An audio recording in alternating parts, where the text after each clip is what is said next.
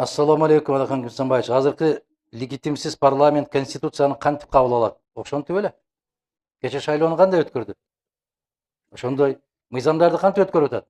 Ошентип. Түрмөдө жаткандарды кантип чыгарып атат? Ушинтип.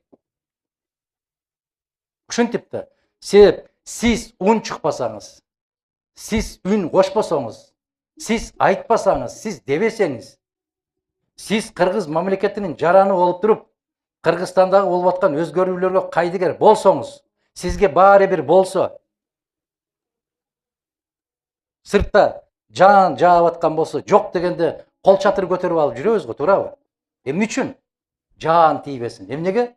Башым суу болбосун. Башың суу болсо 1 сааттан кийин кургайт.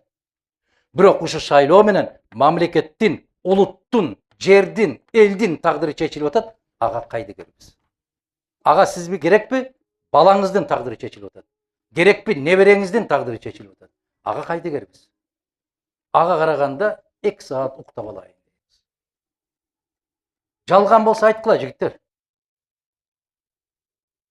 Канча киши каттоодон өткөн ушу баш консулдукта? Канча киши бар десем ушул жерде, балдардан сурасам 30 миңдин тегерегинде деп жооп берди. Каттоодон канча киши өттү? Кече шайлоого канча киши катышты? 900 киши катышкан болсо. Демек, 30 кишиден 1 киши барыптыр да, туурабы?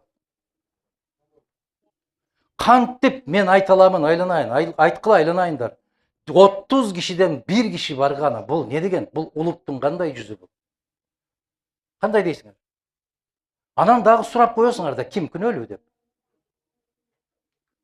Мен түшүндүрө алып атамбы сүйлөгөн сөзүмдү? Өзүбүз бекен күнөө? Өзүбүздө да.